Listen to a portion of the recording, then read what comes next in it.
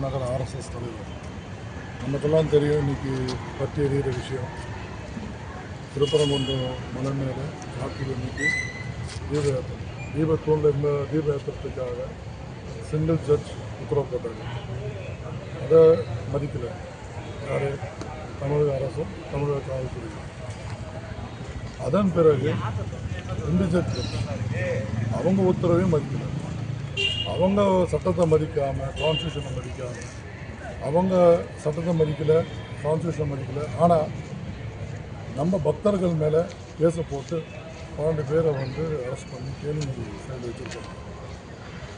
இந்த போடப்பட்ட ஒரு குற்றச்சாட்டு என்ன அப்படின்னா, பெண் காவலர்களை பொது இடத்தில் வெட்கி தலைக்குனியும்படி துன்புறுத்துவதாக அவங்க சொல்கிறாங்க. இது மிகவும் தவறு, உண்மையாக கண்டிக்கத்தக்கது. இது பொய், ஒரு அவதூறை பரப்புறதுக்காக போடப்பட்ட விஷயம். அதுக்காக நம்ம இன்றைக்கி மனு கொடுத்து வந்திருக்கோம். கலெக்டரை பார்த்து கலெக்டர் அதுதான் வந்திருக்கோம். நேற்றுக்கு பிஜேபி தலைவர் உட்பட 93 பேர் மேலே பிஎஸ்ஆர்சிஆர் பார்த்துக்காங்க, அறிவிச்சிட்டாங்க. அதை தவிர 11 பேர் மேலே வழக்கு போட்டிருக்காங்க. இந்த விஷயமா பெண் காவல் அவங்க அரெஸ்ட் பண்ணாங்க. இதுதான் விஷயம். இதை பேசுறதுக்கு தான் வந்திருக்கிறோம். அதே போல் தீபத்தை ஏற்றணும்.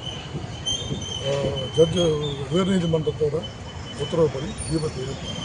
அதன் இது விஷயமாக கலெக்டரை பார்த்து என்ன செய்ய போகிறீங்க, ஏன் எப்படி நீ சட்டத்தை நடைமுறைப்படுத்தலை அப்படின்னு கேட்கறதுக்கு வழக்கு தள்ளுபடி செய்யணும்னு சொல்கிறீங்களா? எந்த வழக்கு சார்? 11 பேரில் வழக்கு போட்டிருக்காங்க அப்படிங்கிற. ஆமாம், கண்டிப்பாக தள்ளுபடி செய்யணும். ஏன்னா அது பொய்யான வழக்கு. பெண் காவலரை துன்புறுத்தணும் அப்படின்னு, அது வெட்கி தலைக்குனியும்படி துன்புறுத்தணும் அப்படின்னு சொல்லியிருக்காங்க. எப்படி அப்படின்னா அது வீடியோ ஆதாரம் இருக்கணும். அது ஒரு காவலர் இல்லை, பல காவலர். இந்த 11 பேர் மற்றும் பலர்னு போட்டிருக்காங்க. அதை ஒத்துக்கவே முடியாது. எந்த விதமான ரெக்கார்டும் இல்லாமல், எதுவுமே இல்லாமல் அவங்க ஒருத்தர் போய் ஒரு பெண் காவலர் போய் ஜிஹெச்சில் படுத்துட்டாங்கன்னு ஒரு ஏதோ சொல்கிறாங்க. உண்மையாகவும் தெரியல. அதனால் இதை நம்ம வன்மையாக கண்டிக்கிறோம். இதை நம்ம இந்த வழக்கை, பொய் வழக்கை தள்ளுபடி செய்யணும். ரெண்டாவது, பப்ளிக் ப்ராப்பர்ட்டியை பொது சொத்துக்களை சேதம் செஞ்சோன்னு சொல்கிறாங்க. ஒரு உத்தரவை, நீதிமன்ற உத்தரவை அவங்க அமல்படுத்த முடியல. அதை உணர்வுபூர்வமாக மக்கள் எதிர்க்கிறாங்களே தவிர வேறு எதுவும் இல்லை. இதை சட்டத்தை நம்ம எதுவும் கையில் எடுக்கல.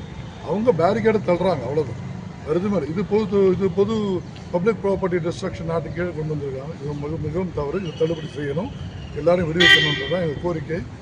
கலெக்டரை பார்த்து மனு கொடுத்து என்ன செய்ய போகிறீங்க, ஏன் தீபத்தை ஏற்றலை அப்படின்னு கேட்குறதுக்கு தான் வந்திருக்கிறோம். கலெக்டர் இப்போ இங்கே இல்லை சார். இப்போ கோர்ட்டில் தீபம் ஏற்றலான்னு சொல்லிட்டு ஆர்டர் கொடுத்தாங்க. ஆனால் காவல்துறை தரப்புலேருந்து அதை ஏற்றக்கூடாது அப்படின்னு மறுப்பு தெரிவிச்சிருக்காங்க. அது சம்மந்தமாக நீங்கள் அடுத்த கட்ட நடவடிக்கை? கண்டிப்பாக தவறு. இவங்க நம்ம சட்டத்தை மதிக்கலன்னு சொல்லி நம்ம அரெஸ்ட் பண்ணிருக்காங்க. ஆனால் சட்டத்தை மதிக்காத யார்? அவங்க தான். தீபம் ஏற்றணும், வேற எங்கே ஏற்ற முடியும்? நம்ம இடத்துல தான் ஏற்றுறோம். இதில் என்ன ஒரு கொடுமையான விஷயம்னா, கோயிலுக்காக இருக்கிற எக்ஸிக்யூட்டிவ் ஆஃபீஸர், செயல் அலுவலர், அந்த இறைவன் முருகனோட கோயிலில் வர வருவாயை வச்சு மாத சம்பளம் வாங்குகிற ஒரு செயல் அலுவலர் கோயிலுக்கு எதிராகவே செயல்படுறாரு. இந்துக்கு எதிராக செயல்படுறாரு, முருகனுக்கு எதிராக செயல்படுறாரு. இது ஒத்துக்கவே முடியாது. மனசாட்சிக்கு விரோதமாக செயல்படுறாங்க. அவங்களோட எஜமானர்கள், அதுவும் டெம்பரரி எஜமானர்கள் யார்? திமுக அரசு.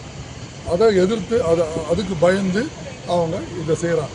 அதனால் கண்டிப்பாக தள்ளுபடி செய்ய வேண்டும். எல்லா செயலர்களும் விடுவிக்க வேண்டும் என்பது தான் நம்மளோட கோரிக்கை. அதுக்காக கலெக்டர் பார்ப்பாங்க.